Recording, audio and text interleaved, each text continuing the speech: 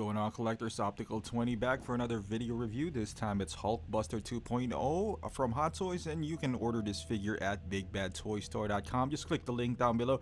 It's a huge box, so if you put it on Big Bad, they're only going to charge you $4 shipping, and it's double boxed as well. So that's a pretty secured way of shipping this monstrous thing right here. But I want to give a special shout out to my buddy Emarreo. Go check out his YouTube channel. It's on the link down below. He has some new figures as well, so check him out. But I just want to thank him for sponsoring this review, basically, and the Joker review. So thanks, buddy. So let's head off to the accessories. There's really not much. There's two hands, but as you can see, there's a lot of details on these hands, man. So when you buy this figure, see all this nice paint application. I was under the impression, I'm just gonna kind of just walk you through it. I'm pretty sure you've seen this figure before. This is the first time that I've seen any HulkBuster at all. King Arts or the version 1 or this. I really had this on my radar just because I like Infinity War more than Age of Ultron. And I do know the limitations, but I've been I've been reading comments that it's made out of like a vinyl, whatever. It's disappointing, and but for the price that it comes with, and I mean, it's a third of the price of the original HulkBuster. I know it doesn't have much movement, but do you really need movement with this humongous figure? But honestly, when I held it, it feels like a baby. I'm pretty sure the other HulkBuster which feels more like a baby because I'm just gonna guess it's heavier. It's die cast or whatever. So this is not die cast, but I don't know. It didn't tarnish the experience for me. I guess maybe if I get the first HulkBuster, I'll be like, hey man, this is so much lighter. But as a collector, sometimes you just gotta, and a family man as well. I just can't drop $1,200. Maybe it's less than that, but I'm factoring in shipping or tax or some whatever. I just can't drop that much money on just one figure.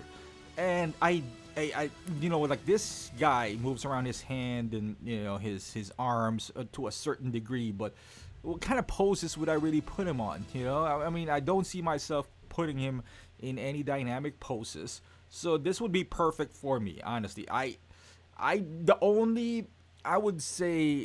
The only reason I wouldn't get this is because of the size, which is I don't have, and my buddy can attest to this. He's been to my basement a lot, and he can attest that I don't have any more space for a figure this size. Basically, I barely have any space for my Batman, tumbler or whatever. But I just feel like even though if I created space, I could fit in 1 or 3 figures in the space that he's gonna occupy.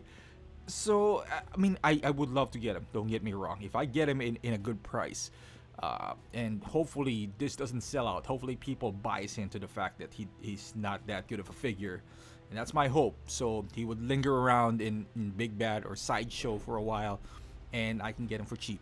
By cheap, I mean maybe like 300, or downwards of 300. I'll be a happy camper. As you can see, the head sculpt here, it just needs to stand there basically for my display. And you guys know I do photography, and I think this would be a good companion piece to the other Infinity War figure. So me personally, I don't mind the fact that it's not die cast. I don't mind the fact that it doesn't have any articulation, or I can't put in my Iron Man in there, or you can't open the helmet or whatever the case may be. All these details, as you can see, I lit it up right now. To me, it's worth the price, because if you think about it, this is pretty much the same price as a die cast figure now. Like the new War Machine or Iron Patriot. The new Iron Patriot, I think, is more expensive than this guy. So in retrospect, and I'm gonna go back to the review. I'm just doing a visual showcase so far, but you can see him right with Thanos, and he's still so much bigger than him. And look at him, he's just like an imposing figure. It's still kind of hefty, when you hold him. He's not like he's lightweight. Plus, you're not gonna carry him around, though. You're not gonna use him as weights. I don't know, man. I love the figure. I'm glad I was able to see it firsthand. So I'm not gonna depend on any other reviewer. Of course, you don't take my word for it. What do I know about HulkBusters? This is the first time that I've seen it. But me personally, I don't mind adding him in my collection. Honestly, I would love to have him. Do I want to have him in diecast? Not for, double the price. So if you want to get a Hulkbuster for, half the price or a third of a price, depending on where you buy it, of the original one, I would say this is not a bad option. As you can see, right, he's right there with Hulk, and he's still a massive, imposing figure. So I mean, the only question is, do you have the space to display this? That's to me, that would be hard to answer. Having a gazillion of figures now at home, but yeah, that is my overview. It's not a full blown review. There's really, I mean, I've seen the figure. Would I recommend it? If you really wanted, if you really wanted a Hulkbuster and you're tight on budget, yeah, even if you're not tight on budget, and I mean, you don't mind the simple nuances, but I don't. I'm not really looking for those diecast pieces, though. To be quite honest with you, if I would have this, my biggest problem we were to put him, not because of the price, and that's a good problem to have. Like if you, unlike the other Hulkbuster, or like the Ghostbusters, not Hulkbuster, the Ghostbuster, I really wanted them, but the price is a hindrance. It's like $1,000.